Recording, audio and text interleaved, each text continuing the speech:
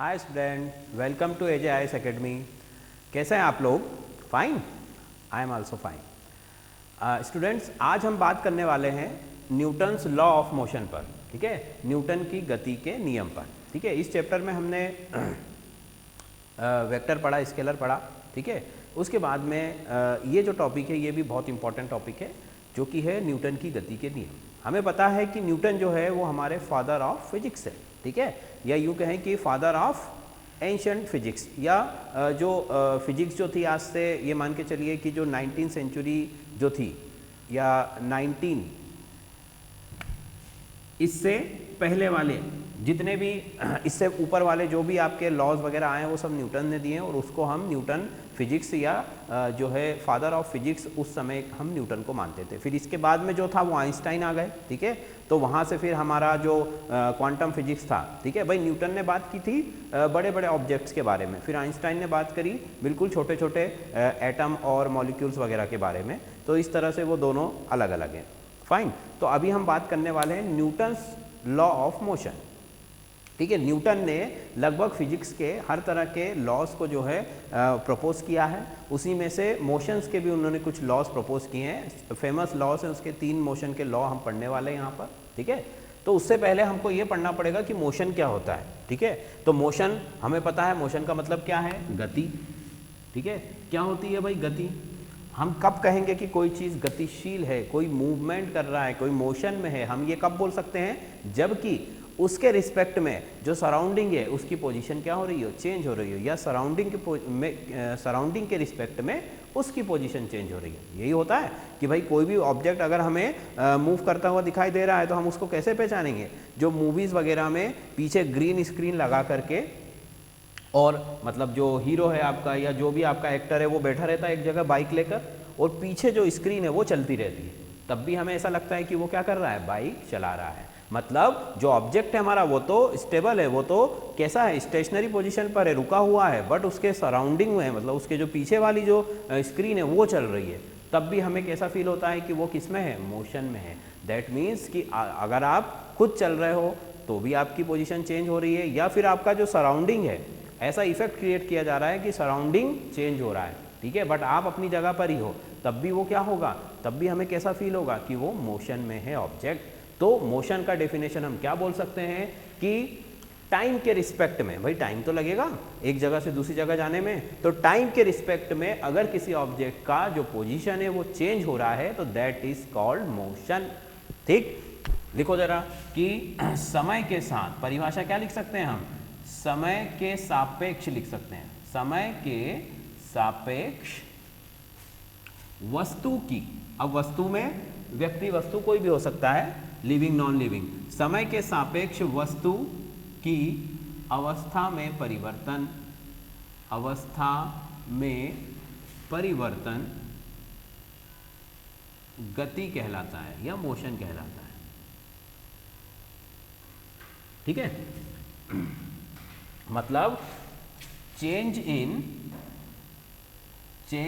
In position of object with respect to time. यही परिभाषा हो गई कि समय के रिस्पेक्ट में, समय के सापेक्ष किसी वस्तु की गति में होने वाला परिवर्तन क्या कहलाता है? मोशन, गति कहलाता है। ठीक है, ये तो परिभाषा की बात हो गई। तो लॉ ऑफ मोशन पढ़ने से पहले हमें ये पता होना चाहिए कि मोशन क्या होता है। वैसे हम इसको डिस्कस कर चुके हैं, बट फिर भी ये जो टॉपिक है ये पूरा साथ ही में कवर हो जाएगा, तो आपको दूसरा वीडियो बार बार सर्च करने की ज़रूरत नहीं पड़ेगी। ठीक है, तो समय के सापेक्ष वस्तु की अवस्था में परिवर्तन गति कहलाता है। कितने टाइप की गति हो सकती है भाई? तो देखो, पहली गति होती है 1D मोशन। 1D मोशन का मतलब एक विमीय गति। एक विमीय गति क्या होती है? एक विमीय गति। एक विमीय गति का मतलब होता है कि अगर कोई ऑब्जेक्ट लीनियर, मतलब एक स्ट्रेट लाइन में मूव कर रहा है, तो हम उसको बोलेंगे कि ये क्या कर रहा है? ये एक विमीय गति कर रहा है। मतलब ये इसका जो मोशन है वो कैसा है? 1D motion.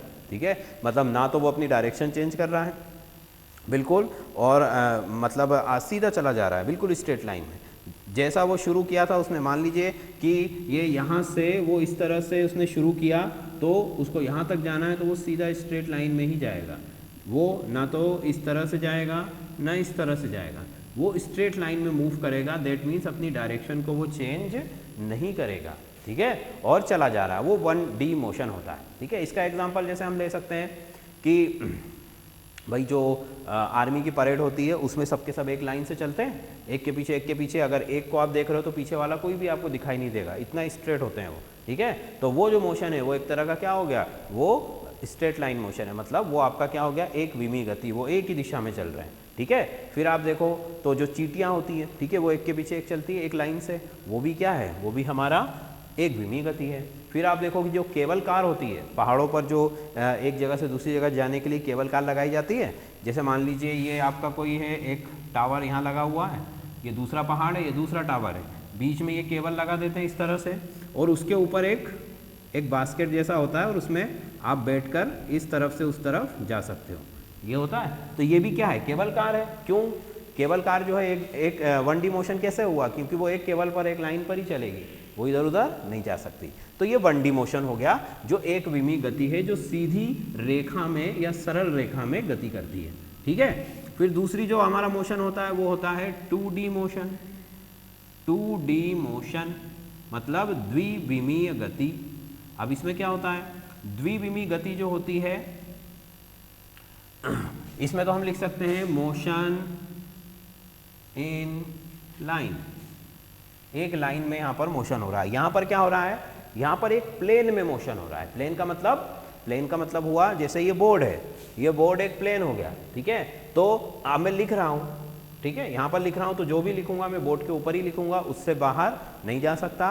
तो दैट मीन्स कि यहाँ पर जो मूवमेंट है वो कैसा है, 2D मोशन है, वो एक प्लेन में। जैसे इसका सबसे अच्छा एग्जांपल आप समझ सकते हो कैरम, हम कैरम खेलते हैं तो कैरम की जो आपकी जो गोटी होती है, ठीक है, जो भी आपका वो उस कैरम का जो लिमिट होता है, ठीक है, उस कैरम की जो बाउंड्री होती है उससे बाहर नहीं जा सकती। तो वो क्या है, एक तरह से वो 2D मोशन है, ठीक है। वो कैरम के अंदर कहीं पर भी घूमेगी बट कैरम के बाहर नहीं जा सकती, वो एक प्लेन में मोशन कर रही है, तो इसीलिए उसको हम बोलेंगे 2D मोशन।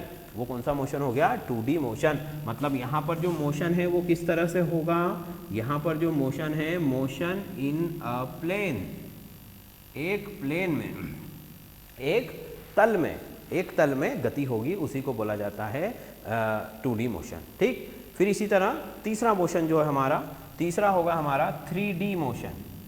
3D मोशन मतलब त्रिविमीय गति, त्रिविमीय गति। आप इसको ऐसे भी समझ सकते हो कि देखो 1D मोशन का मतलब सिर्फ लेंथ है उसके पास, मतलब सीधा सीधा जा रहा है।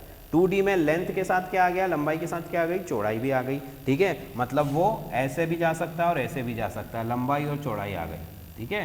ये केवल सीधा जा रहा है, इसमें केवल क्या है, लेंथ है। यहाँ पर लंबाई चौड़ाई दो चीज़ हो गई। अब यहाँ पर लंबाई भी है, चौड़ाई भी है और ऊंचाई भी है, मतलब यहाँ पर तीन चीज़ें हो गई। ये इस तरह से, ये देखो, ये मतलब ये केवल x एक्सिस था, यहाँ पर y और x दो हो गए और यहाँ पर x y z तीन हो गए। तो ये त्रिविमीय गति का मतलब स्पेस में ट्रेवल कर रहा है। भाई जैसे कोई बर्ड है, अब बर्ड सीधा भी जा सकता है, ठीक है, वो इस तरफ भी जा सकता है, ऊपर भी जा सकता है, नीचे भी जा सकता है। वो पक्षी जो है वो कहीं भी उड़ सकता है, वो स्पेस में ट्रेवल कर रहा है। दैट मीन्स कि उसका जो मोशन है वो किस तरीके का मोशन है, 3D मोशन है, त्रिविमीय गति है।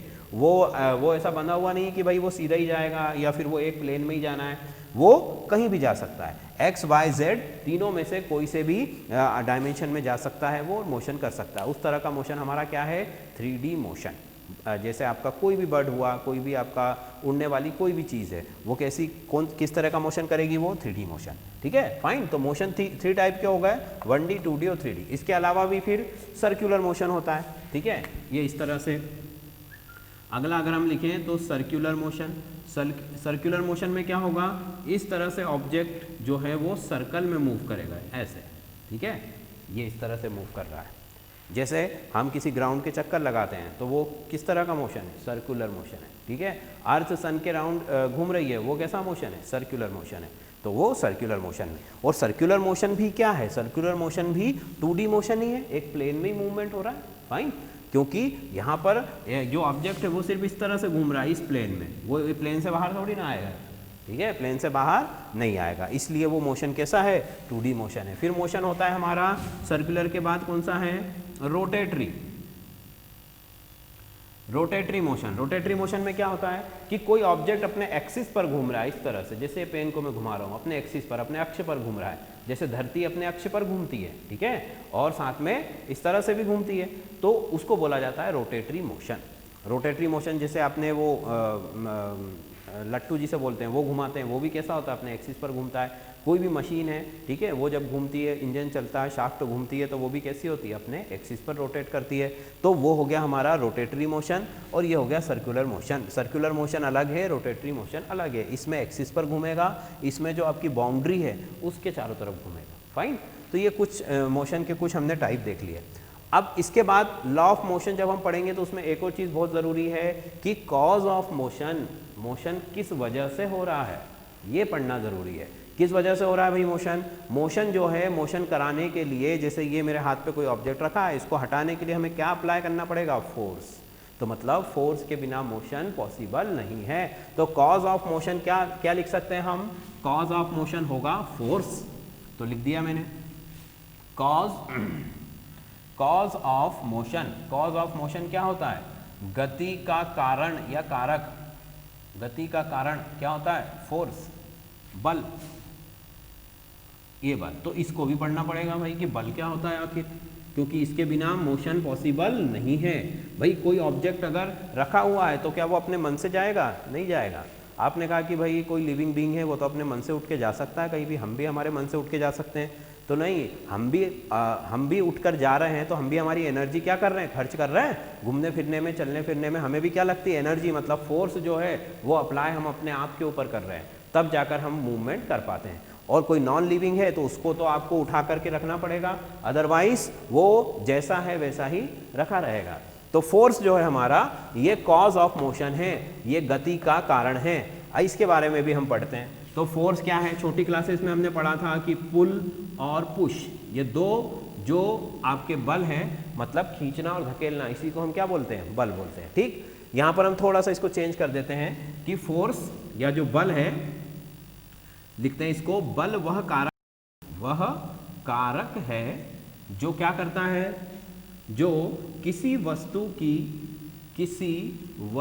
की अवस्था में परिवर्तन करता है, किसी वस्तु की अवस्था में परिवर्तन कर सकता है या करता है, परिवर्तन कर सकता है। ठीक है, तो ये फोर्स हो गया। मतलब फोर्स क्या कर सकता है, फोर्स क्या कर सकता है, इट कैन चेंज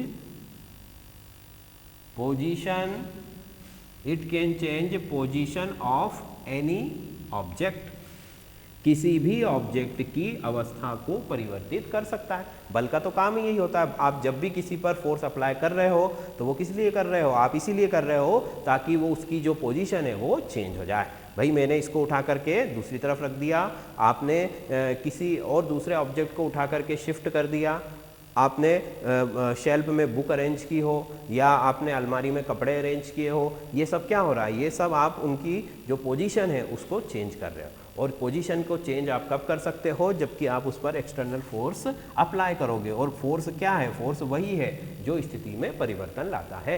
भाई कोई भी काम करने के लिए हमें बल की आवश्यकता है, बिना बल के कोई काम नहीं हो सकता है, चाहे वो काम छोटे से छोटा हो या बड़े से बड़ा हो। फाइन, ये हो गया फोर्स।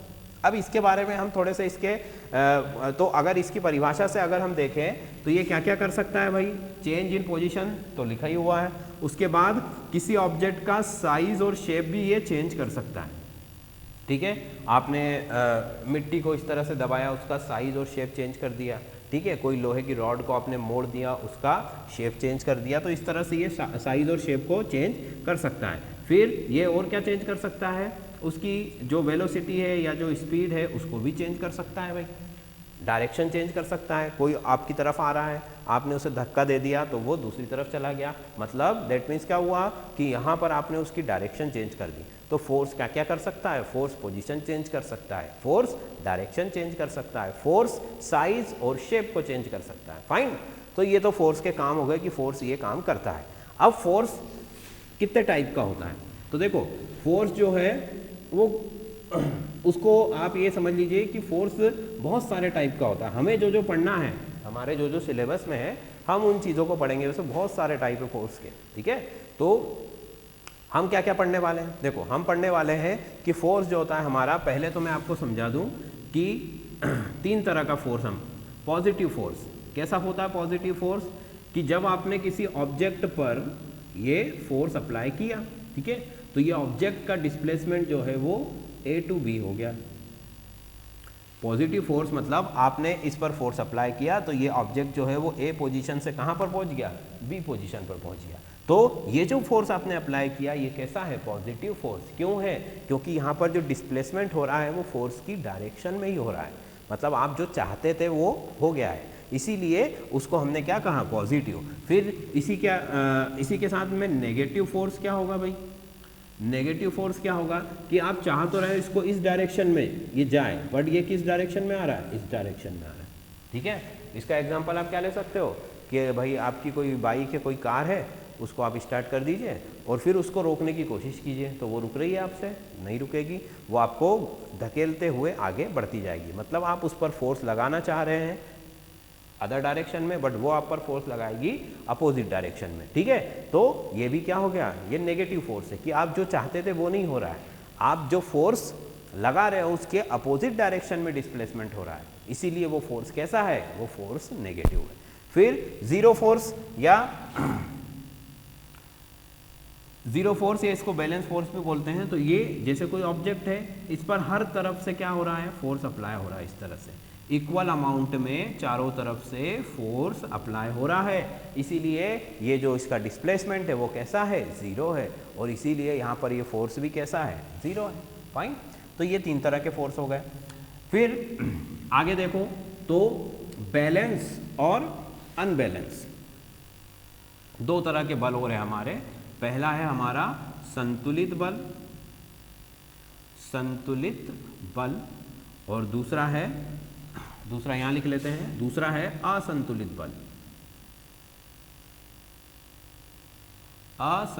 बल, ठीक है। बैलेंस फोर्स, इसको लिख देते हैं बैलेंस,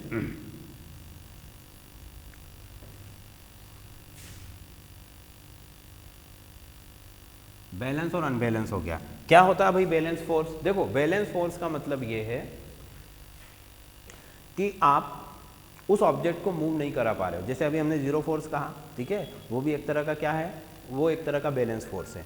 कैसे बैलेंस फोर्स है कि मान लीजिए, ठीक है, मान लेते हैं कि यहाँ पर कोई बीच में ऑब्जेक्ट रखा हुआ है, उसको इस तरफ से कुछ लोग खींच रहे हैं और इस तरफ से भी कुछ लोग खींच रहे हैं, ठीक है। तो वो फोर्स लगा रहे हैं 10 न्यूटन का इस तरफ खींचने में, और यहाँ पर भी जो फोर्स लग रहा है वो भी कितना है, 10 न्यूटन का, मतलब इक्वल फोर्स है, और दोनों उसको कैसा करना चाह रहे हैं, अपनी अपनी तरफ खींचना चाह रहे हैं।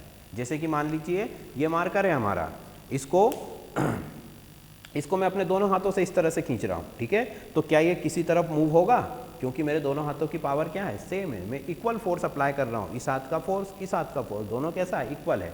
तो ये जो मार्कर है ये अपनी पोजीशन से डिस्प्लेस होगा क्या, नहीं होगा। क्यों नहीं होगा, क्योंकि दोनों तरफ के फोर्स बराबर है, और इस तरह का जो फोर्स है, इस तरह के जो फोर्स है उसको हम बोलते हैं बैलेंस फोर्स, संतुलित बल, ठीक है, क्योंकि ये डिस्प्लेसमेंट नहीं करा पा रहे हैं। डिस्प्लेसमेंट करा पा रहे हैं क्या, नहीं करा पा रहे हैं, बट देखो हो सकता है कि फोर्स लगाने पर ये जो मार्कर है, मार्कर की जगह मान लीजिए मैं कोई हेवी रबर बैंड ले लेता हूँ, ठीक है, तो रबर बैंड को अगर मैं खींचूंगा तो उसके शेप में चेंज हो सकता है, क्योंकि रबर तो क्या होता है, इलास्टिक होता है, खिंच जाता है, तो शेप में चेंज हो सकता है, बट उसकी पोजीशन में चेंज नहीं हो सकता है। तो अगर आपका ये मान लीजिए कोई रबर बैंड का टुकड़ा है, इसको आप 2 तरफ से खींच रहे हो, ठीक है, ये रबर है, तो यहाँ पर इक्वल फोर्स है, तो रबर बैंड हो सकता है कि इस तरह से थोड़ा सा फैल जाए, थोड़ा सा बड़ा हो जाए, ठीक है, बट उसकी पोजीशन पर कोई भी चेंज नहीं होने वाला है। भाई मान लीजिए आपने वो होता है ना कि टग ऑफ वार होता है, कंपटीशन कराते हैं, रस्सा खींच जो होता है, तो उसमें क्या होता है, आधे लोग इस तरफ आधे लोग इस तरफ, और फिर उसको खींचने की कोशिश करते हैं, तो कुछ टाइम तक वो बैलेंस होता है, ना तो वो इधर जाता है ना ही वो इस तरफ जाता है। क्यों, क्योंकि दोनों तरफ का जो फोर्स है वो इक्वल होता है, ठीक है। जब दोनों में से कोई एक थक जाता है और फोर्स कम हो जाता है तो फिर वो क्या होता है, वो खींचने लगता है, तो वो अनबैलेंस हो जाता है। तो बैलेंस फोर्स जब तक होगा तो ऑब्जेक्ट का जो मूवमेंट है वो किसी भी डायरेक्शन में नहीं होगा, बट उसकी जो साइज है, उसका जो शेप है वो हो सकता है चेंज हो जाए, कि रस्सी को आप खींच रहे हो तो रस्सी थोड़ी सी, जिसको हम बोलते हैं ना इलास्टिक होती है, तो थोड़ी सी खींच जाए, बट रस्सी पर की जो पोजीशन है वो चेंज नहीं होगी। इलास्टिसिटी हो सकती है पर पोजीशन चेंज नहीं होगी, ठीक। और इसका एग्जांपल हम देख सकते हैं कि मान लीजिए कोई बलून है, ये इस तरह से मैंने बलून बना दिया, ठीक है, ये बलून है, इसको हम इस तरफ से भी फोर्स अप्लाई कर रहे हैं और इस तरफ से भी फोर्स इक्वल, ये भी 5 न्यूटन का मान लो, ये भी 5 न्यूटन का, ठीक है, दोनों तरफ से सेम फोर्स अप्लाई कर रहे हैं बलून पर। इतना नहीं लगाना है कि बलून फूट जाए, ठीक है, तो क्या होगा कि बलून थोड़ा सा दब जाएगा, अपना शेप क्या कर लेगा, चेंज कर लेगा, बट उसकी जो पोजीशन है वो चेंज होगी क्या, नहीं होगी। वो तो दोनों हाथों के बीच में हमारे, और दोनों हाथों के बीच में ही रहेगा, उसकी पोजीशन चेंज नहीं हुई है, बट ये हो सकता है कि उसका जो थोड़ा सा जो साइज है वो चेंज हो जाए, वो थोड़ा सा पिचक जाए, थोड़ा सा दब जाए, ठीक है। तो ये हमारा कौन सा फोर्स है भाई, ये बैलेंस फोर्स है, संतुलित बल है। और संतुलित बल क्या करता है, संतुलित बल किसी वस्तु की अवस्था में परिवर्तन नहीं करता है। तो हम यहाँ लिख देते हैं कि संतुलित बल का काम क्या हो गया, संतुलित बल क्या कर सकता है, संतुलित बल किसी वस्तु की अवस्था में परिवर्तन नहीं कर सकता, किसी वस्तु की अवस्था में परिवर्तन नहीं कर सकता, ठीक है, नहीं कर सकता। It can not change position of object, ठीक है, यही है पोजीशन ऑफ ऑब्जेक्ट, ये बैलेंस हो गया। फिर अनबैलेंस में क्या हो जाएगा भाई, इसका अपोजिट हो जाएगा, ठीक है, अनबैलेंस में इसका जस्ट अपोजिट की उसमें पोजीशन क्या हो जाएगी, चेंज हो जाएगी।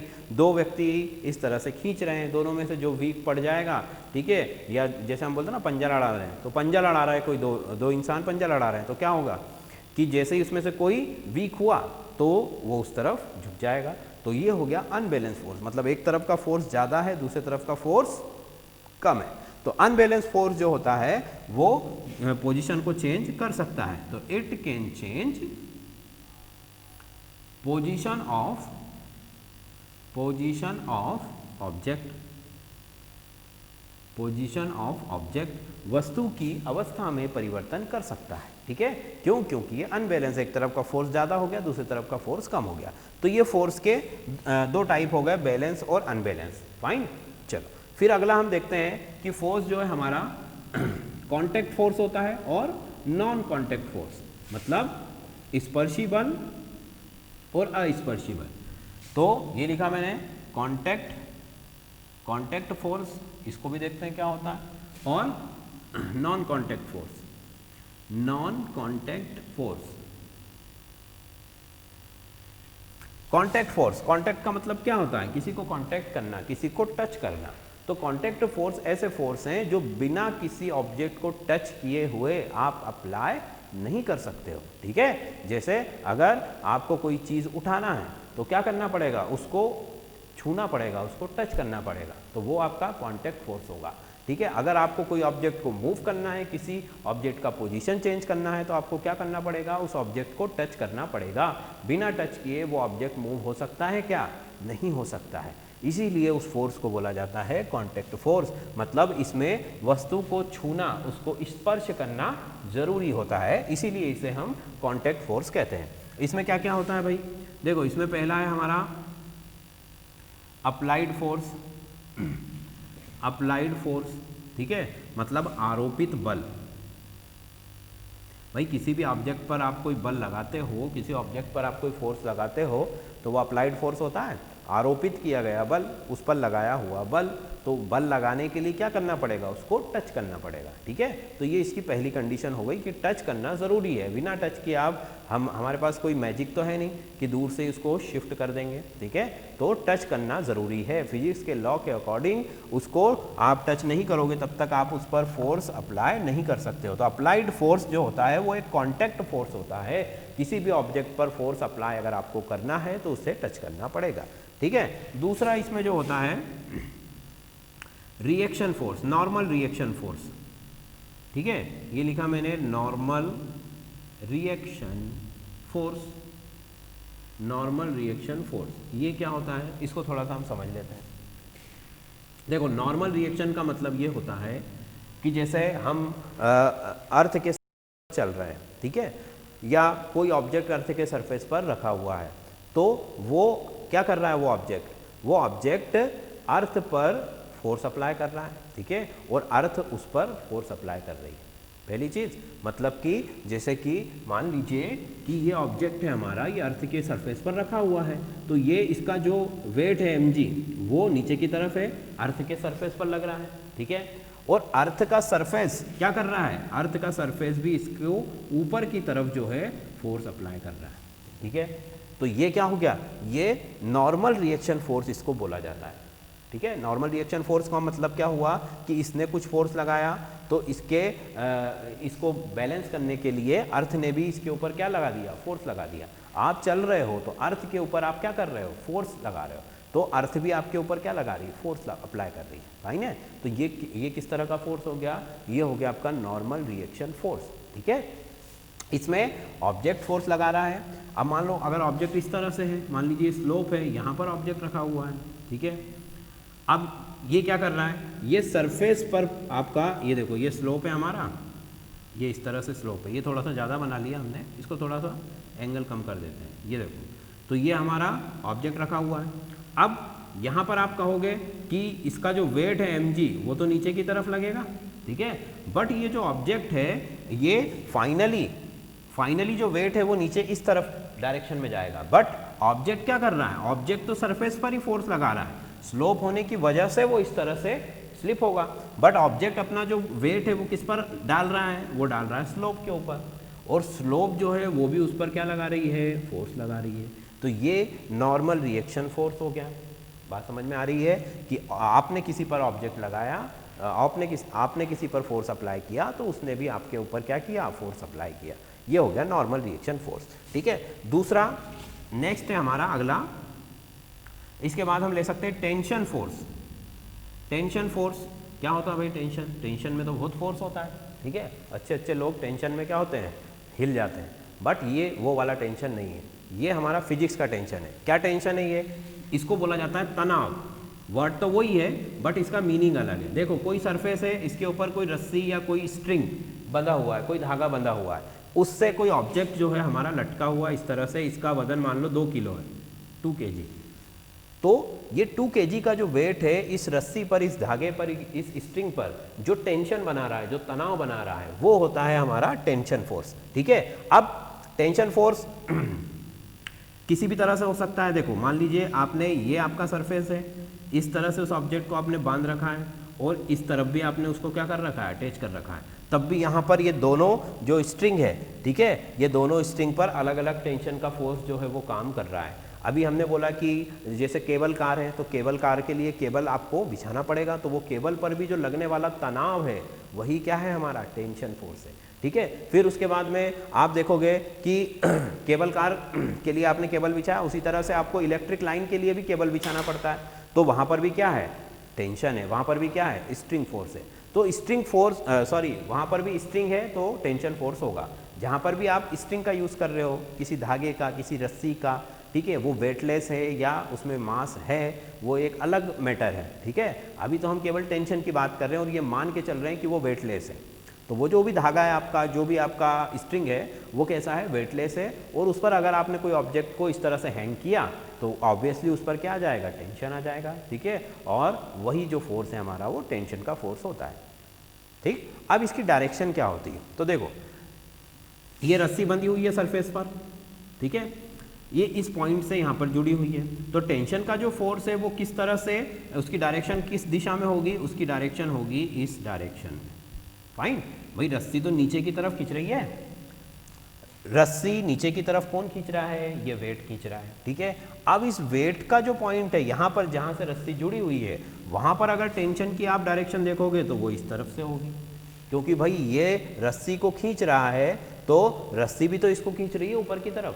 समझ में आ रही बात कि ये जो सरफेस है, सरफेस आप ऐसा देख लो, अभी नॉर्मल रिएक्शन पढ़ा था हमने कि सरफेस ने फोर्स लगाया इस पर, तो ये भी तो फोर्स लगाएगा सरफेस पर, या आप यूँ कहें कि ये वाली जो स्ट्रिंग है ये सरफेस से अटैच है, तो ये सरफेस को क्या कर रही है, खींच रही है, या सरफेस इसको खींच रहा है, ठीक है। तो ये जो वेट है ये भी तो स्ट्रिंग पर टेंशन ला रहा है। तो यहाँ पर आपका एक ही स्ट्रिंग के अंदर दो तरह से टेंशन आ रहा है, जहाँ पर पॉइंट पर वो अटैच है वहाँ पर भी आ रहा है, और जिस पॉइंट से नीचे आपने वेट लटका रखा है वहाँ पर भी आ रहा है, ठीक है। बट ऑलवेज आप देखोगे कि जिस भी पॉइंट से, जिस भी बिंदु पर वो जुड़ा हुआ है उस बिंदु से अपोजिट डायरेक्शन में टेंशन की डायरेक्शन होगी, ठीक है। जैसे यहाँ पर जुड़ा है तो ये डायरेक्शन होगी, यहाँ पर जुड़ा है तो ये डायरेक्शन होगी, मतलब अपोजिट होगी। मान लो इसमें आप एक और ऑब्जेक्ट जोड़ देते हो, ठीक है, ये एक और जोड़ दिया हमने, अब डायरेक्शन क्या होगी भाई, इस पॉइंट पर जुड़ा है तो ये डायरेक्शन इस तरह से हो जाएगी, इस पॉइंट पर जुड़ा है तो ये डायरेक्शन इस तरह से हो जाएगी।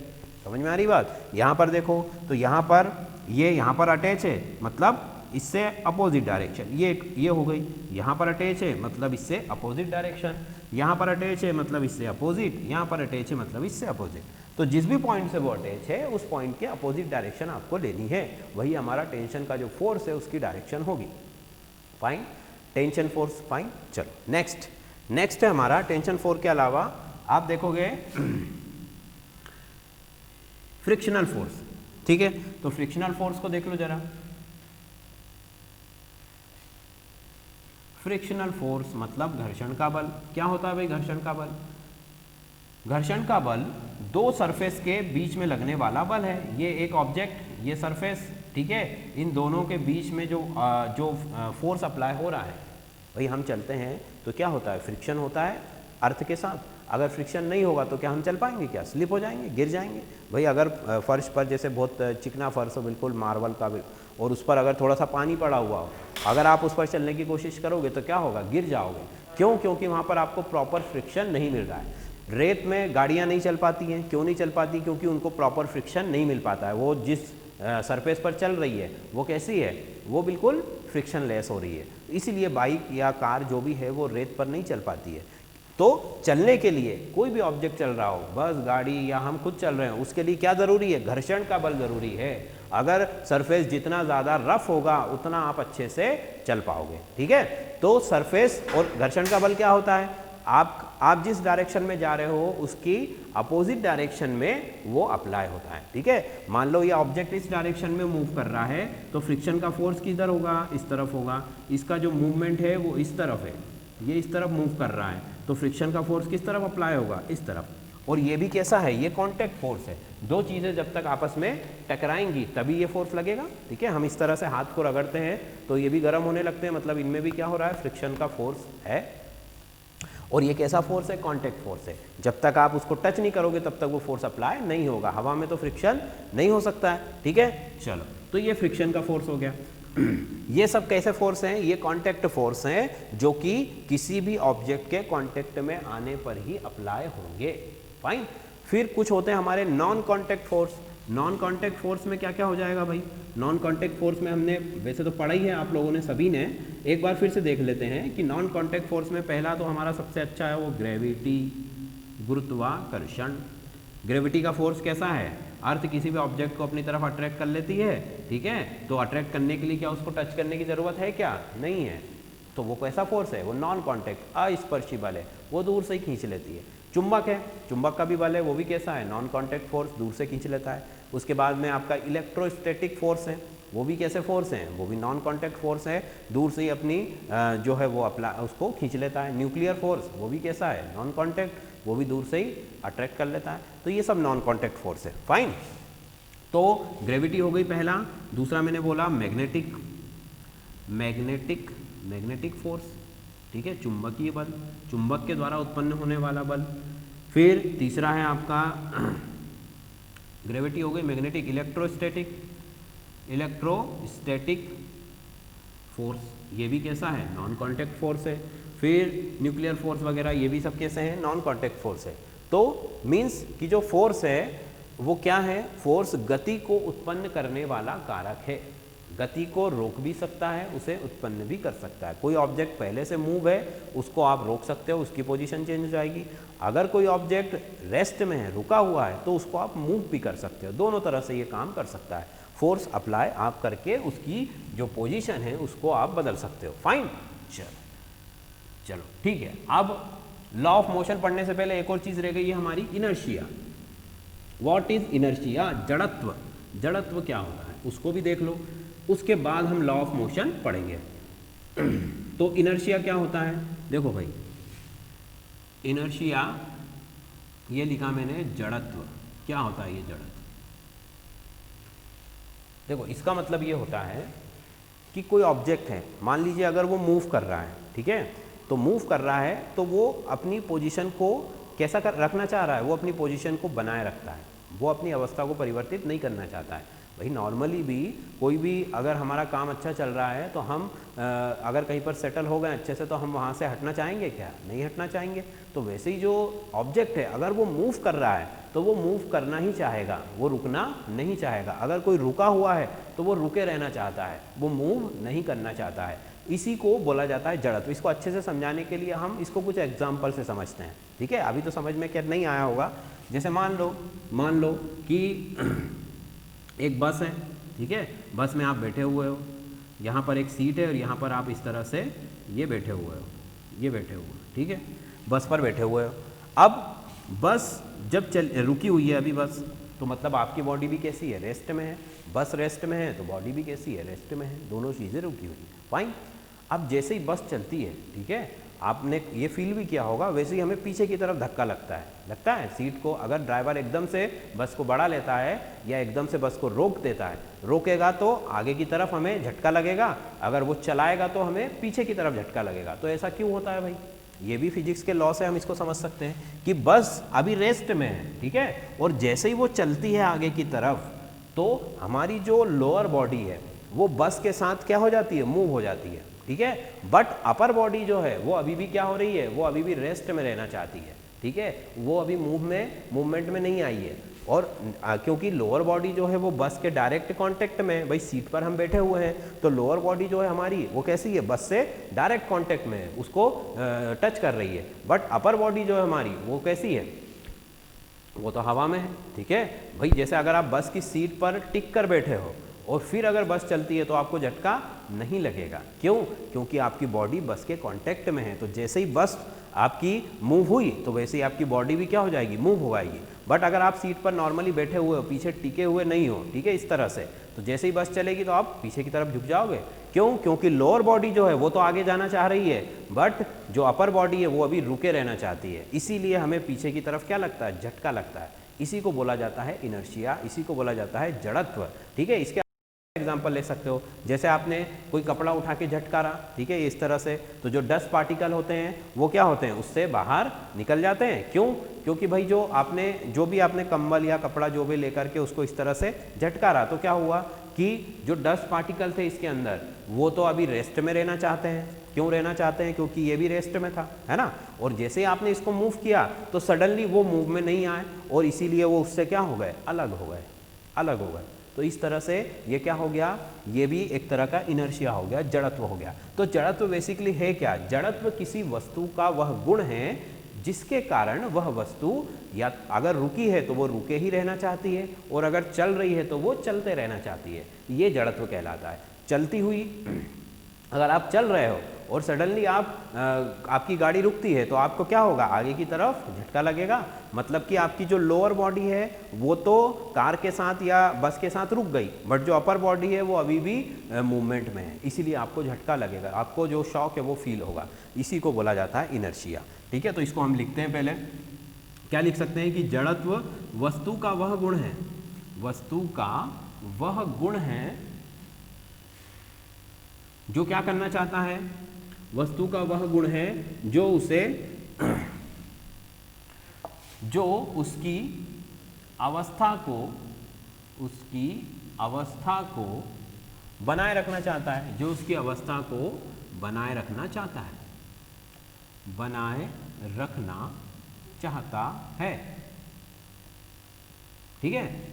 जैसे आपकी बॉडी, मैंने कहा कि आपकी बॉडी अगर रुकी है तो वो रुके रहना चाहती है और बस अगर चलती है तो वो फिर आपको झटका लगता है। अगर वो चल रही है तो वो चलते रहना चाहती है। ये किसी भी बॉडी के साथ होता है, आपसे ही मतलब नहीं है, लिविंग हो नॉन लिविंग हो कोई भी हो, ठीक है। अगर आप अपनी जगह पर बस की सीट पर कोई नॉन लिविंग ऑब्जेक्ट भी रख देते हो, कोई सामान आपका रखा हुआ है और बस अगर सडनली रुकती है तो वो सामान सीट से नीचे गिर जाएगा। क्यों? क्योंकि बस तो मूव हो रही थी तो वो ऑब्जेक्ट भी मूव होना चाहता है, ठीक है। बट जैसे ही बस रुकी तो बस तो रेस्ट में आ गई, बट वो ऑब्जेक्ट अभी भी क्या हो रहा है, मूव कर रहा है, इसीलिए वो नीचे गिर जाता है, ठीक है। आप दूसरा देखो कि अगर आप चलती हुई बस में सिक्का उछालते हो तो सिक्का आपके साथ ही ट्रेवल कर रहा है, ठीक है। भाई सिक्का आपने उछाला तो आप जैसे ही वो हवा में होगा तब तक तो आपकी पोजीशन चेंज हो जाएगी। भाई आपने जैसे यहाँ पर आपने इस जगह पर हो, आप यहाँ पर आपने सिक्का उछाला, ठीक है, यहाँ पर आपने सिक्का इस तरह से उछाला, ये ऊपर सिक्का आपने कॉइन को उछाला और बस तो लगातार चल रही है, तो आप तो जब तक वो हवा में है तब तक तो आप यहाँ पर आ गए, ठीक है, आ गए कि नहीं आ गए। तो वो सिक्का भी आपके साथ ही आपको आपकी हथेली पर ही गिरेगा, वो ऐसा तो नहीं कि पीछे वाले के पास चला जाएगा। दैट मीन्स क्या हो रहा है कि वो जो कॉइन है, वो जो सिक्का है, वो भी आपके साथ ही मूव कर रहा है। तो जड़त्व वस्तु का वह गुण है जो उसकी जो पोजीशन है उसको बनाए रखना चाहता है। अगर वो चल रही है तो वो चलते रहना चाहती है, अगर वो रुकी हुई है तो वो रुके रहना चाहती है, ठीक है। तो ये जड़त्व भी दो तरह का होता है।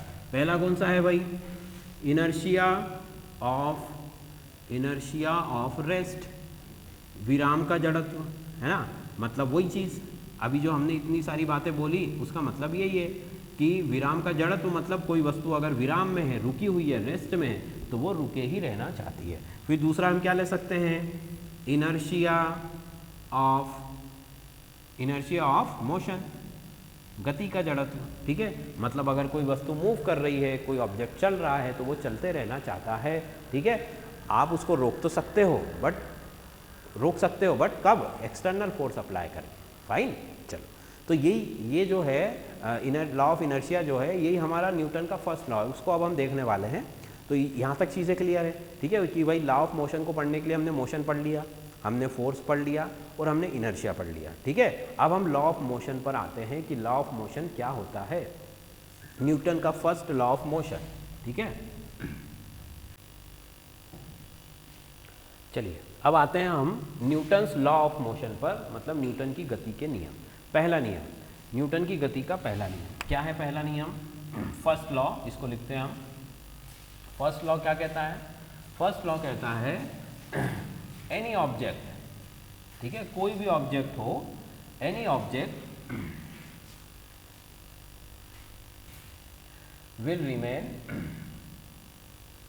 will remains any object will remains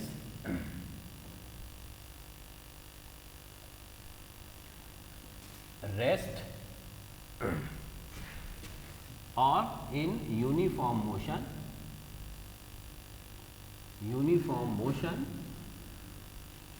unless change its position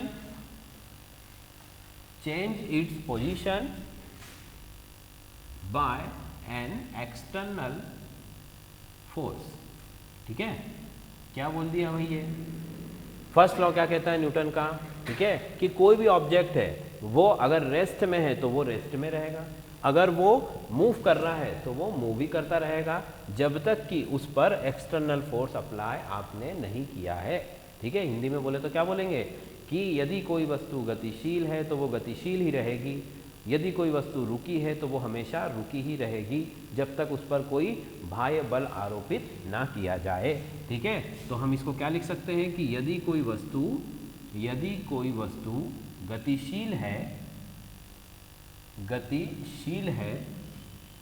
तो वह गतिशील ही रहेगी, ठीक है, गतिशील ही रहेगी। और यदि वह विराम अवस्था में है या वह रुकी हुई है तो वह रुकी ही रहेगी, ठीक है, रुकी ही रहेगी जब तक उस पर बाह्य बल आरोपित ना किया जाए, ठीक है, आरोपित ना किया जाए, ठीक है। अब इसका मतलब समझो, क्या मतलब है, जैसे मान लो कि आपके रूम में कोई टेबल रखा हुआ है, ठीक है, तो वो टेबल तब तक वहीं रखा रहेगा जब तक कि आप उसको उठाकर कहीं दूसरी जगह ना रखो। वो अपने मन से चल के जा सकता है क्या? नहीं जा सकता, वो रेस्ट में है। तो वो टेबल या कुर्सी या चेयर या जो भी कुछ है आपका, कोई भी ऑब्जेक्ट हो, वो अगर रखा है रेस्ट में है तो वो रेस्ट में ही रहेगा। ठीक है, अपने मन से वो अपनी जगह बदलने वाला है क्या? नहीं। ऐसा तो नहीं कि टेबल उठ के चलने लगेगा, नहीं चलेगा। भले ही लिविंग ऑब्जेक्ट भी हो तब भी देखो, लिविंग ऑब्जेक्ट भी फिजिक्स के पॉइंट ऑफ व्यू से तो वो मतलब वो क्या है, नॉन लिविंग ही है। क्यों? क्योंकि लिविंग ऑब्जेक्ट जो अपने आप में क्या है, अपने आप में वो भी एक अंदर से फोर्स जनरेट कर रहा है। बिना फोर्स के हम चल रहे हैं क्या? नहीं चल रहे। बिना फोर्स के हम बोल रहे हैं क्या? नहीं बोल रहे हैं। एनर्जी तो है हमारे अंदर। अब ये बात अलग है कि वो एनर्जी हम खुद प्रोड्यूस कर रहे हैं, अंदर से हम जो भी इनटेक लेते हैं उसकी वजह से वो एनर्जी बनती है। ठीक है, बट इसका मतलब ये नहीं है कि उसको हम एक्सटर्नल फोर्स में काउंट नहीं करेंगे, वो भी एक तरह का फोर्स ही है। तो कोई ऑब्जेक्ट रुका हुआ है तो वो रुका ही रहेगा। कोई ऑब्जेक्ट अगर चल रहा है, ठीक है, जैसे मान लो अर्थ है, वो सन के चारों तरफ घूम रही है, ठीक है, तो वो तो हजारों करोड़ों लाखों सालों से घूम रही है। ठीक है, अभी तक उसकी स्पीड में, उसके मूवमेंट में कोई चेंज आया है क्या? नहीं आया है। क्यों नहीं आया है? क्योंकि उस पर कोई एक्सटर्नल फोर्स अप्लाई नहीं हुआ है। तो यही तो कहना चाह रहे हैं न्यूटन। न्यूटन क्या कहना चाह रहे हैं कि अगर कोई ऑब्जेक्ट रुका हुआ है तो वो रुका ही रहेगा, अगर कोई ऑब्जेक्ट चल रहा है तो वो चलता ही रहेगा जब तक कि उस पर भार बल आरोपित ना किया जाए। ठीक है, मान लीजिए कोई ऐसा सरफेस है जो कैसा है, फ्रिक्शन लेस है। ठीक है, फ्रिक्शन लेस है, उस पर घर्षण नहीं है, बिल्कुल चिकना सरफेस है। फिर आपने क्या किया कि आपने वैक्यूम बना दिया, एयर भी नहीं है, एयर का भी फ्रिक्शन नहीं हो रहा है, और आपने उस सरफेस पर एक बॉल को इस तरह से क्या कर दिया, रोटेट कर दिया, थोड़ा सा मूव कर दिया। तो वो जो बॉल है वो अनंत काल तक, इन्फानाइट तक क्या होगा, चलता ही रहेगा। क्यों? क्योंकि उसको रोकने वाला कोई नहीं है। भाई आप कोई भी चीज़ अगर आप फेंकते हो या उसको मूव कराते हो तो वो रुकती क्यों है? आपने बॉल फेंका, थोड़ी दूर जाकर वो अपने आप क्या हो जाएगा, रुक जाएगा। क्यों रुका? भाई आप तो कहोगे कि उस पर तो किसी ने एक्सटर्नल फोर्स नहीं लगाया, बट रॉन्ग है ये, उस पर एक्सटर्नल फोर्स अप्लाई हो रहा है। कौन सा हो रहा है? Friction force. भाई वो बॉल जैसे जमीन पर गिरी तो जमीन ने उस पर क्या लगाना शुरू किया, अर्थ ने उस पर फ्रिक्शन, घर्षण का बल लगाना शुरू किया, इस वजह से वो बॉल रुक जाएगी। फिर एयर है, हमारे अर्थ पर एयर है, तो एयर भी उस पर क्या कर रही है, फ्रिक्शन का फोर्स लगा रही है, इस वजह से भी वो क्या हो जाएगी, रुक जाएगी। तो दैट मीन्स कि अगर फ्रिक्शन का फोर्स नहीं हो, किसी भी तरह का दूसरा कोई भी एक्सटर्नल फोर्स ना हो, तो कोई ऑब्जेक्ट, और इसमें ये भी है कि जिस डायरेक्शन में वो जा रहा है वो उसी डायरेक्शन में चलता रहेगा। ठीक है, वो अपनी स्पीड भी चेंज नहीं करेगा और ना ही अपनी डायरेक्शन चेंज करेगा। ठीक है, मान लो स्पेस में कोई ऑब्जेक्ट है, वो इस तरह से मूव कर रहा है। अब स्पेस में तो कुछ भी नहीं है, तो ना फ्रिक्शन का फोर्स है, ठीक है, ना एयर का फ्रिक्शन है, ना ही कोई अदर ऑब्जेक्ट है, तो वो चलता ही रहेगा, चलता ही रहेगा, चलता ही रहेगा। कब तक चलता रहेगा? जब तक, अनंत काल तक, जब तक उस पर भार बल आरोपित ना हो, उस पर एक्सटर्नल फोर्स अप्लाई ना हो। फाइन, यही न्यूटन की गति का पहला नियम है कि अगर कोई वस्तु चल रही है तो वो चलती रहेगी, और अगर कोई रुकी है तो वो रुकी ही रहेगी जब तक उस पर एक्सटर्नल फोर्स अप्लाई ना हो। और इसी लॉ को हम क्या कहते हैं, लॉ ऑफ इनर्शिया भी कहते हैं इसे। लॉ ऑफ इनर्शिया मतलब जड़त्व का नियम, ठीक है, और इसे गैलीलियो लॉ भी कहते हैं, इसे गैलीलियो का नियम भी कहते हैं, गैलीलियो का नियम भी कहते हैं। ये दो और इसके नाम हैं। अब इनर्शिया तो अब भी हमने पढ़ा था थोड़ी देर पहले ही कि इनर्शिया क्या होता है, वही बातें जो इनर्शिया में बोली थी वही यहाँ भी बोल रहे हैं, क्योंकि ये दोनों चीज़ें सेम ही है। तो law of motion, first law of motion हमारा ये कहता है। ठीक है, तो बेसिकली ये कहना क्या चाह रहा है, फर्स्ट लॉ ऑफ मोशन क्या कहना चाह रहा है, ये कहना चाह रहा है कि जो ऑब्जेक्ट मूव हो रहा है या जो ऑब्जेक्ट रेस्ट में है उस पर कोई एक्सटर्नल फोर्स अप्लाई नहीं हो रहा, मतलब जो फोर्स है, नेट फोर्स है, वो कैसा है, नेट फोर्स जो है वो जीरो है।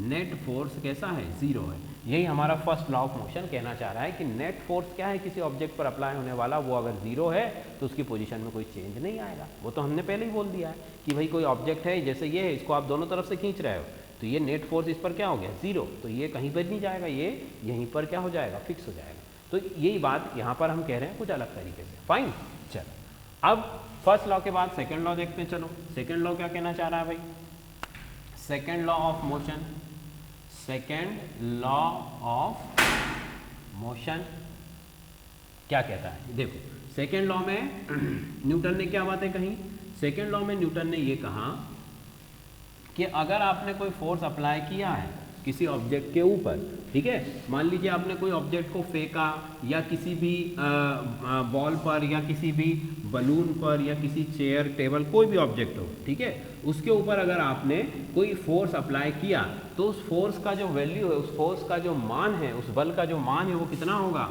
वो बल होगा। उसके लिए उन्होंने फॉर्मूला दिया है F = ma।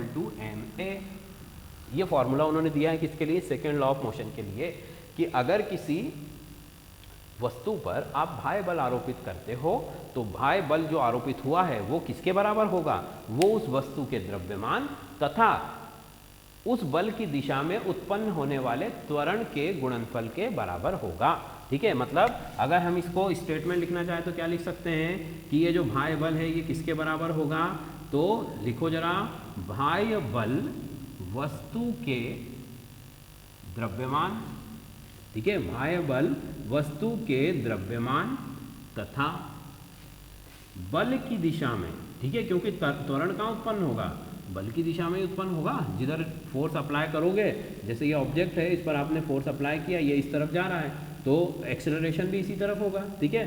तो बल की दिशा में उत्पन्न होने वाले, बल की दिशा में उत्पन्न होने वाले त्वरण के बराबर होगा, उत्पन्न होने वाले त्वरण के गुणनफल के बराबर होगा, ठीक है, गुणनफल के बराबर होगा, ठीक है। तो हम इसको ये दोनों के प्रोडक्ट के क्या हो गया, इक्वल हो गया। मतलब जो एक्सटर्नल फोर्स है वो किसके इक्वल है बेटा, एक्सटर्नल फोर्स जो है वो mass of object plus into acceleration, जो भी फोर्स की डायरेक्शन में जनरेट होता है उसके इक्वल होगा। फाइन, चलो, तो ये तो हो गई बात। अब इसके एग्जाम्पल की अगर हम बात करें तो क्या एग्जाम्पल ले सकते हैं भाई हम इसका एग्जाम्पल हम ले सकते हैं कि जैसे मान लीजिए कि आप कोई क्रिकेटर है, वो बॉल को कैच करता है, ठीक है, कोई भी आप भी अगर कैच करते हो तो हम क्या करते हैं, जैसे ही बॉल हमारे हाथ में आता है तो हमारा हाथ ऑटोमेटिक पीछे की तरफ चला जाता है, इस तरह से। कैच हमेशा हम कैसे लेते हैं, इस तरह से लेते हैं, ठीक है। पहले हाथ थोड़ा सा आगे आता है, फिर बॉल जैसे ही हमारे हाथ में आती है तो हम इस तरह से पीछे हो जाते हैं। तो ये क्या कारण है, ये क्यों पीछे हो जाता है, तो ये नियम जो है वो यही नियम है, सेकेंड लॉ ऑफ मोशन, हाथ पीछे करने का कारण। या फिर दूसरा एग्जाम्पल देखो कि अगर आप ऊपर से कूदे छत से, कहीं पर से थोड़ी हाइट से, तो क्या होता है कि आपके पैरों में एक फोर्स फील होता है, मतलब आपको चोट लग सकती है। बट अगर जो प्रोफेशनल्स होते हैं, जो मान लीजिए आपका कोई मिलिट्री पर्सन है, वो जब ऊपर से कूदते हैं तो वो क्या करते हैं, कूदने के बाद रोल हो जाते हैं। मतलब जो फोर्स हाइट से कूदने पर जनरेट हुआ है उसको उन्होंने क्या कर दिया, डिस्ट्रीब्यूट कर दिया, उसको कम कर दिया। आप क्रिकेटर की बात करो तो क्रिकेटर ने जब कैच लिया तो बॉल हाथ में लेने के बाद वो इस तरह से पीछे किया उसने। अब उसका क्या कारण है भाई, कि बॉल मान लीजिए स्पीड से आ रही है उसके हाथ में, ठीक है, अगर वो अपने हाथों को इस तरह से, उसके हाथ है, अगर वो पीछे नहीं लेगा तो क्या होगा कि बॉल सीधी सीधी जाके उसके हाथ से टकरा जाएगी, मतलब उसको चोट लग जाएगी, ठीक है। बट अगर वो बॉल की डायरेक्शन में, ठीक है, पीछे की तरफ आप ना बोलते हो, हम क्या बोल सकते हैं कि बॉल की डायरेक्शन में, जिधर बॉल आ रही है उसी डायरेक्शन में अगर हाथ को पीछे ले जाता है तो वो उसकी वेलोसिटी को क्या कर रहा है, उसकी वेलोसिटी में जो चेंज होने वाला है, भाई बॉल मान लीजिए 60 की स्पीड से आ रही है और उसने बिल्कुल हाथ अड़ा दिया सामने, तो बॉल बिल्कुल जीरो हो जाएगी यहाँ पर टकरा कर, तो वो जो पूरी स्पीड है वो उसके हाथ में ट्रांसफर हो गई, मतलब कि उसको चोट लग जाएगी, ठीक है। बट अगर बॉल 60 की स्पीड से आ रही है और उसने बॉल को ऐसे हाथ से पकड़ के धीरे धीरे धीरे हाथ पीछे किया, ठीक है, मतलब उसकी स्पीड को उसने क्या किया, धीरे धीरे रोका। तो धीरे धीरे रोकने से क्या होता है, धीरे धीरे रोकने से वो जो फोर्स वो जनरेट कर रही है वो फोर्स भी क्या हो गया, कम हो गया, इसीलिए उस खिलाड़ी को चोट नहीं लगती है, ठीक है। आप किसी भी ऑब्जेक्ट को अगर उसकी पोजीशन में सडनली चेंज करोगे, ठीक है, जैसे हम चाहते हैं कि भाई कोई स्टूडेंट है, उसको सुबह उठने में बहुत प्रॉब्लम हो रही है, वो सुबह उठ के नहीं पढ़ सकता है, ठीक है। बट अगर आप सोचो कि वो, आपने उसको आज बोला कि भाई सुबह उठ के पढ़ना अच्छी बात होती है, और आप उसको दूसरे दिन से ये चाहते हो कि वो सुबह उठ के बिल्कुल पढ़ने लगे, बिल्कुल सारा काम रूटीन से करने लगे जो उसने कभी नहीं किया है, तो ऐसा करने से क्या होगा, ऐसा करने से उसका जो उस पर जो फोर्स आएगा, जो टेंशन का फोर्स आएगा बहुत ज़्यादा आ जाएगा, मतलब वो उस काम को नहीं कर पाएगा। सेम ऐसे ही कोई भी चेंज होता है तो वो धीरे धीरे होना चाहिए, अगर चेंज सडनली होगा, चेंज एकदम से होगा, तो जिसमें चेंज हो रहा है उसको प्रॉब्लम होगी। इसीलिए जब बॉल की स्पीड में आपने चेंज किया, वेलोसिटी में जो चेंज हुआ है, तो अगर वेलोसिटी में चेंज धीरे धीरे हो रहा है, दैट मीन्स कि एक्सेलरेशन में चेंज भी कैसा हो रहा है, धीरे धीरे हो रहा है। मतलब कि यहाँ पर देखो कि एक्सेलरेशन कहाँ से आ रहा है, एक्सेलरेशन वेलोसिटी से आ रहा है। वेलोसिटी को आपने एकदम से चेंज कर दिया, बिल्कुल 60 to 0 कर दिया, तो एक्सेलरेशन भी एकदम से क्या हो, तो एक्सेलरेशन भी बढ़ गया और ये वैल्यू बढ़ गई, मतलब इन दोनों का प्रोडक्ट भी क्या हो गया, बढ़ गया। ये दोनों का प्रोडक्ट बढ़ा, उसका प्रोडक्ट क्या है, फोर्स, मतलब फोर्स भी बढ़ गया। अगर एक्सेलरेशन को आपने धीरे धीरे कम किया, वेलोसिटी को आपने धीरे धीरे कम किया, तो क्या होगा कि ए भी धीरे धीरे कम होगा। और अगर ए कम होगा दैट मीन्स कि ये जो प्रोडक्ट है, इन दोनों का जो गुणनफल है वो भी कम होगा, मतलब कि जो फोर्स है वो आपको कम फेस करना पड़ेगा। ठीक है, तो इस तरह के डेली लाइफ में आपको इस तरह के और भी कई सारे एग्जाम्पल मिल सकते हैं। क्रिकेट को आपने जब बॉल को जब हिट भी करते हैं तो बॉलर क्या होता है भाई, बैट्समैन क्या होता है, थोड़ा सा पीछे जाता है मारने के लिए बॉल को। ठीक है, कि आप कोई भी बैट्समैन को अगर ध्यान से देखोगे, भले इसको ये फिजिक्स पता नहीं है, ये ऑटोमेटिक नेचर ने हमको दिया हुआ है। ठीक है, कि कैच करते समय बॉलर को भले ही फिजिक्स पता नहीं है कि ऐसा करने से मुझे चोट कम लगेगी, बट वो ऑटोमेटिक हो जाता है। क्यों हो जाता है, क्योंकि वो नेचर ने उसको वैसा ही उसको लोड करके भेजा हुआ ऊपर से। फाइन, तो ये हो गया न्यूटन का सेकेंड लॉ। सेकेंड लॉ क्या कहना चाह रहा है, सेकेंड लॉ कहना चाह रहा है कि जो बल है, जो फोर्स है, is equal to mass of body into acceleration of body. जो एक्सेलरेशन है और जो मास है, उनका जो प्रोडक्ट है, उनका जो गुणनफल है, वही हमारा बल होगा। और इसका एग्जांपल मैंने आपको बताया कि अगर आप बॉल की वेलोसिटी को धीरे धीरे कम करोगे तो एक्सेलरेशन भी धीरे धीरे कम होगा। एकदम से अगर आपने उसको कम कर दिया तो एक्सेलरेशन बढ़ जाएगा 60 to 0, तो फोर्स भी क्या हो जाएगा, इंक्रीज हो जाएगा, इसलिए आपको ज़्यादा चोट लगेगी। फाइन है, तो ये सेकेंड लॉ ऑफ मोशन है, छोटा सा नियम है। ठीक है, कि बाह्य बल वस्तु के द्रव्यमान तथा बल की दिशा में उत्पन्न होने वाले त्वरण के गुणनफल के बराबर होता है। आपको सिर्फ इतना याद रखना है, F = ma। क्लियर, चलो तो लास्ट लॉ की बात करें। थर्ड लॉ ऑफ मोशन क्या होता है भाई, थर्ड लॉ ऑफ मोशन मतलब every action have equal and opposite reaction. ये तो हमने 9th क्लास में ही पढ़ लिया था, 8th क्लास में ही पढ़ लिया था, है ना। तो इसको एक बार देख लेते हैं, चलो जल्दी से। थर्ड लॉ ऑफ मोशन क्या कहता है कि every action have equal and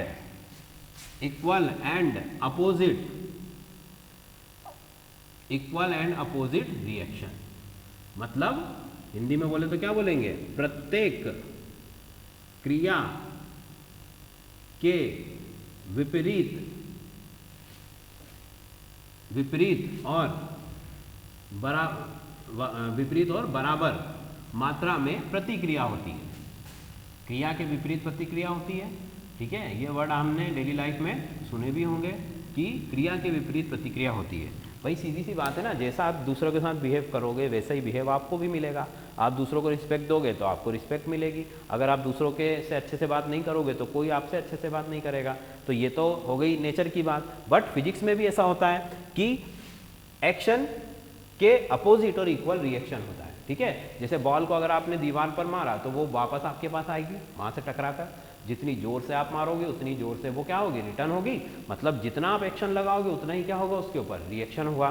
फिर बात करें अगला एग्जांपल, तो जो गन से जब हम फायर करते हैं, ठीक है, बंदूक से जब गोली चलती है तो क्या होता है कि गोली तो आगे की तरफ गई बट आपको झटका पीछे की तरफ लगता है।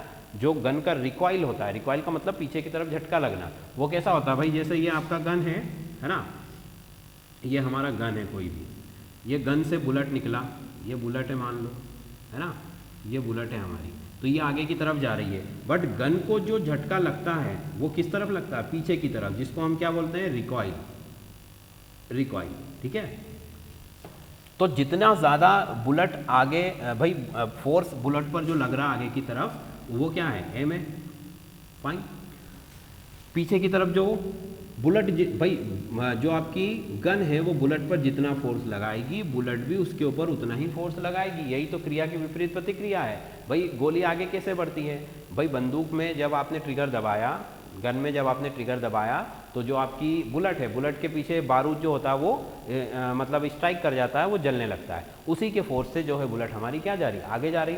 तो बुलेट जितनी ज़्यादा स्पीड से बाहर जाएगी या उसका जो फोर्स है बाहर निकलने का वो जितना ज़्यादा होगा, फोर्स क्या है, फोर्स है ma, मतलब मास इंटू एक्सेलरेशन। मतलब कि बुलेट अगर छोटी है तो रिकॉइल भी छोटा होगा क्योंकि मास कम होगा। अगर बुलेट बड़ी है, जैसे मान लो 50 कैलिबर की आपकी गन है, बुलेट है, तो उसका जो बुलेट है वो भी बड़ी होगी, लगभग इतनी बड़ी बुलेट होगी उसकी। तो जैसे ही वो आगे गई तो उतने ही फोर्स के साथ आगे गई, तो वो गन को भी उतने ही फोर्स से क्या करेगी, पीछे की तरफ धक्का देगी। ठीक है, तो पहले के ज़माने में तो ऐसा होता था कि इतना ज़्यादा रिकॉइल होता था क्योंकि गन में जो टेक्नोलॉजी थी वो पुरानी थी, तो जो आपके सोल्जर्स होते थे उनके कंधे भी टूट जाते थे कभी कभी। ठीक है, बट अब तो इतनी एडवांस टेक्नोलॉजी हो गई है कि जो रिकॉइल का फोर्स होता है उसको बहुत ज़्यादा कम कर दिया है, रिड्यूस कर दिया है, और उसी फोर्स का यूज़ करके अगली बुलेट लोड हो जाती है मैगजीन के उसके बैरल के अंदर। ठीक है, चलो, तो क्रिया के विपरीत प्रतिक्रिया कहने का मतलब क्या है कि अगर आपने कोई क्रिया की, अगर आपने कोई एक्शन किया तो उसका इक्वल और अपोजिट रिएक्शन आपके ऊपर होगा। ये न्यूटन की गति का तीसरा नियम है। अब इसमें कुछ कंडीशन है। देखो कंडीशन क्या है कि जो क्रिया के विपरीत प्रतिक्रिया हो रही है वो कैसी होगी, वो डिफरेंट बॉडी में होगी हमेशा। पहली चीज क्या है, डिफरेंट बॉडीज। कैसे डिफरेंट बॉडी, कि भाई यहां पर गन ने फोर्स लगाया बुलेट पर और बुलेट ने फोर्स लगाया गन पर। ठीक है, आपने बॉल फेंकी दीवार पर और दीवार ने बॉल पर बल लगाया और बॉल ने दीवार पर बल लगाया। ठीक है, मतलब ये दो अलग अलग चीजों में हो रहा है, एक ही चीज में नहीं हो रहा है। जैसे मान लो अभी हमने वो पढ़ा था नॉर्मल रिएक्शन फोर्स, तो नॉर्मल रिएक्शन फोर्स में हमने क्या बोला था कि ये मास है, ये मास जो है ये कहां पर फोर्स लगा रहा था, अर्थ पर। ठीक है, और जो अर्थ है वो किस पर फोर्स लगा रही है, मतलब कि यहाँ पर दोनों फोर्स इस वेट पर लग रहे थे, तो वो पेयर जो है हमारा वो ये थर्ड लॉ के अंदर नहीं आता है। वो कंडीशन क्या है, डिफरेंट बॉडी होना चाहिए। ठीक है, डिफरेंट बॉडी मतलब अब मास भले ही अर्थ पर फोर्स लगा भी रहा है, ठीक है, तो पर अर्थ पर उसका कोई असर पड़ने वाला है क्या, नहीं पड़ने वाला है। बट फिर भी इसको हमने उस नॉर्मल रिएक्शन फोर्स में हमने क्या देखा था कि वो जो नॉर्मल रिएक्शन का पेयर था वो पेयर इस कंडीशंस को फॉलो नहीं कर रहा है। वहां पर दोनों फोर्स कहां पर लग रहे थे, ऑब्जेक्ट के ऊपर। बट यहां पर क्या होना चाहिए, डिफरेंट बॉडी होना चाहिए। ठीक है, डिफरेंट बॉडी, जैसे बुलेट और गन, जैसे बॉल और दीवार, ये दोनों अलग अलग चीजें हैं। ठीक है, और भी आप कोई भी दूसरा एग्जांपल ले सकते हो। फिर दूसरी कंडीशन क्या है, दूसरी कंडीशन इसकी ये है कि जो फोर्स लग रहा है, फोर्स का जो नेचर है वो सेम होना चाहिए। कैसे सेम होना चाहिए कि मान लो ग्रेविटी के फोर्स की हम बात करें, ठीक है, कि या इस बुलेट के फोर्स की बात करें, तो ये बुलेट आगे की तरफ जा रही है जिस फोर्स से, जिस टाइप के फोर्स से, जिस टाइप के फोर्स से, मतलब इसको मैं ग्रेविटी से आप अच्छे से समझ जाओगे। जैसे देखो ये अर्थ है, इसके ऊपर कोई ऑब्जेक्ट है, अब ये ऑब्जेक्ट को अर्थ अपनी तरफ अट्रैक्ट कर रहा है। ठीक है, अब हमें पता है कि चाहे छोटे से छोटा भी पार्टिकल हो उसकी भी ग्रेविटी होती है, मतलब इस ऑब्जेक्ट की भी क्या है, ग्रेविटी है। ठीक है, मतलब अगर अर्थ ने इसको अपनी तरफ अट्रैक्ट किया है तो ये भी अर्थ को अपनी तरफ क्या कर रहा है, अट्रैक्ट कर रहा है। भले ही अर्थ उससे अट्रैक्ट ना हो, वो उसकी कैपेसिटी से बाहर है, बट वो कर रहा है। तो मतलब दोनों फोर्स यहाँ पर कैसे हैं, ग्रेविटी के फोर्स हैं। तो यही हम दूसरी कंडीशन कौन सी समझाना चाह रहे हैं कि फोर्स जो है दोनों तरफ से जो लग रहे हैं वो कैसे हैं, वो सेम नेचर के होने चाहिए। मतलब अगर ग्रेविटेशनल फोर्स है तो दोनों तरफ से ग्रेविटेशनल फोर्स ही होगा, अगर मैग्नेटिक फोर्स है तो दोनों तरफ से मैग्नेटिक फोर्स होगा, अगर वहां पर फ्रिक्शनल फोर्स है तो दोनों तरफ से कैसा होगा, फ्रिक्शनल फोर्स होगा। भाई कोई ऑब्जेक्ट अगर सरफेस पर मूव कर रहा है तो सरफेस उस पर फ्रिक्शन लगा रही, तो वो भी तो लगा रहा है फ्रिक्शन। ठीक है, मतलब दोनों फोर्स एक जैसे होने चाहिए। पहली कंडीशन क्या है, डिफरेंट बॉडी, मतलब अलग अलग ऑब्जेक्ट पर वो फोर्स लग रहा है, दो एक ही ऑब्जेक्ट पर नहीं लग रहा है। दूसरी चीज, जो फोर्स का नेचर है, जो बल का स्वभाव है, वो कैसा होना चाहिए, बल का स्वभाव एक ही होना चाहिए। ऐसा नहीं है कि एक तरफ आपने ग्रेविटेशनल फोर्स दिखा दिया, दूसरी तरफ आपने मैग्नेटिज्म दिखा दिया, ऐसा नहीं है। दोनों फोर्स ग्रेविटी के ही होंगे या दोनों फोर्स मैग्नेटिज्म के ही होंगे। फाइन, तो यहाँ पर जैसे देखो, अब बंदूक में गोली में कौन सा फोर्स है, इसको हम बोलते हैं, जैसे रॉकेट ऊपर जाता है तो पीछे से क्या निकलता है, धुआं निकलता है। मतलब वो क्रिया तो ऊपर कर रहा है पर प्रतिक्रिया क्या हो रही है, नीचे की तरफ हो रही है। तो वहां पर भी दोनों फोर्स प्रणोद बल जिसको बोला जाता है, ठीक है, वो एक जैसे फोर्स है। तो क्रिया के विपरीत प्रतिक्रिया, एक्शन, अपोजिट रिएक्शन जो हो रही है, वहां पर एक ही तरह का फोर्स काम करता है। ये उसकी बेसिक कंडीशन है। तो नियम तो सरल सा है कि प्रत्येक क्रिया के विपरीत और बराबर मात्रा में प्रतिक्रिया होती है, और दो कंडीशन का आपको ध्यान रखना है कि डिफरेंट बॉडी पर लगेगा और फोर्स का जो नेचर है वो कैसा होगा, वो सेम होगा। फाइन, तो ये न्यूटन के तीनों गति के नियम है, बहुत ही सिंपल है, बट इनको पढ़ने के लिए पहले आपको फोर्स और आपका जो इनर्शिया है वो अच्छे से आपको समझ में आना चाहिए। फाइन।